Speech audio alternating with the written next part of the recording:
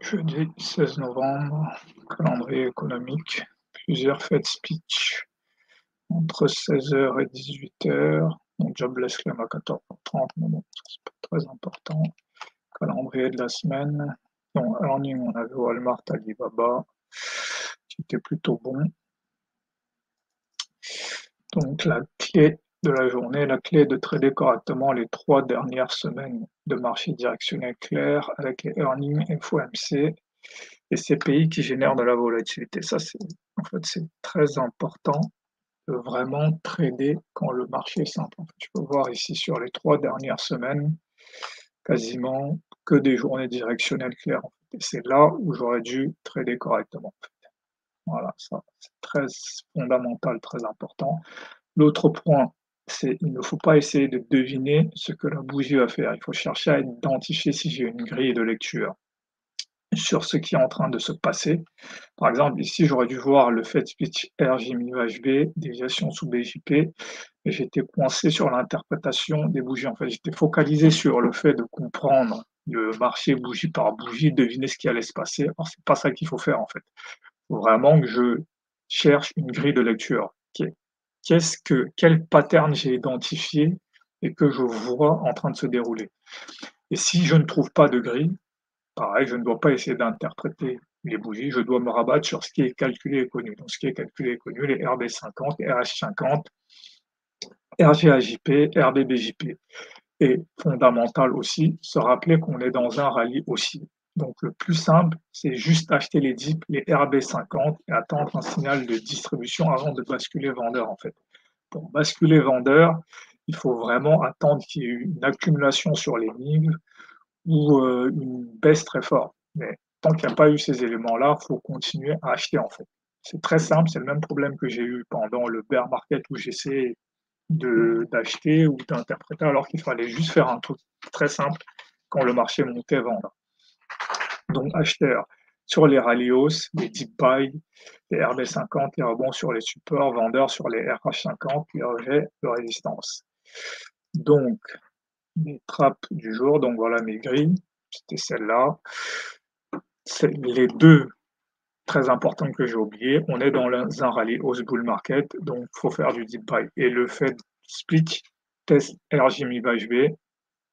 Ensuite, les autres grilles, c'était hausse range sous mi HB, déviation sur le weekly range.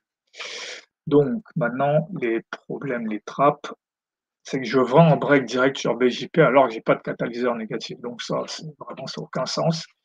J'achète un RH50, alors je suis pas dans un JO, dans un J0 ou J1 News. Là, je me mets à halluciner les signaux. Le break direct de BJP sans contexte de baisse.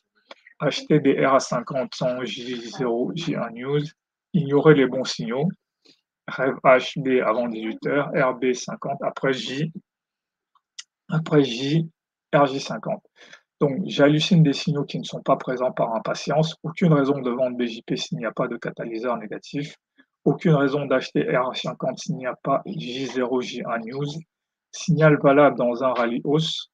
Rebond avant 18 h sous un support. Ça, je ne l'achète pas. Signal valable sur lequel je ne dois avoir aucune hésitation. Le RB50.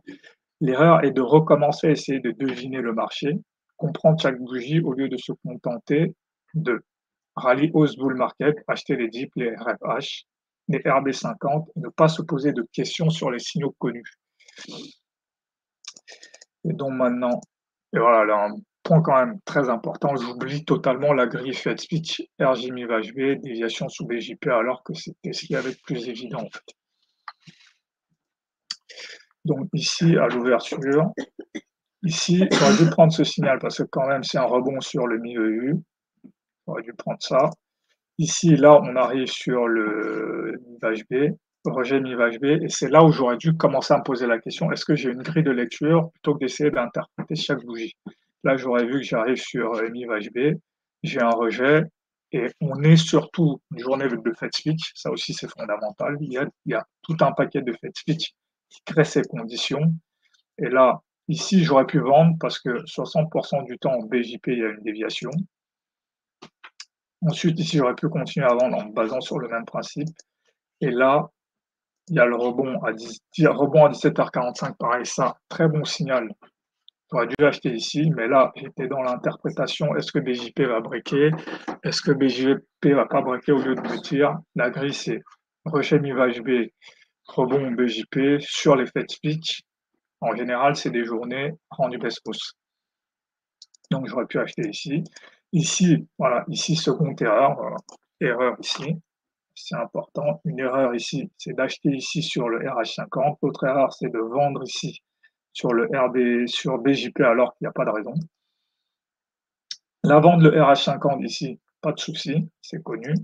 Et ici, voilà. Ensuite, arrivé ici, quand j'ai le rebond RB50, après il est 20h30. En général, à 20h30, je suis un peu fatigué pour trader, mais quand même un bon signal que j'aurais dû prendre pour au moins un retour dans cette zone. Donc voilà. Cette journée, j'aurais voulu la qualifier de journée compliquée, mais en fait, c'est une journée simple. La seule chose compliquée, c'est que mentalement, j'ai pas su rester dans l'idée de chercher une grille, en fait. Donc l'erreur ici, on est dans un rallye hausse, dans un bull market. Même si j'ai eu cette journée-là où j'ai pu vendre ici, le plus simple, ça reste quand même d'acheter les dips. Voilà, ça reste quand même d'acheter ici. Voilà, je peux même voir ici en swing. J'aurais dû faire un achat ici. J'aurais dû faire un second achat ici. Parce que dès que ça baisse et que ça se met à remonter, il faut acheter dans un bear market. Et voilà les 2 heures ici. Donc voilà pour cette journée.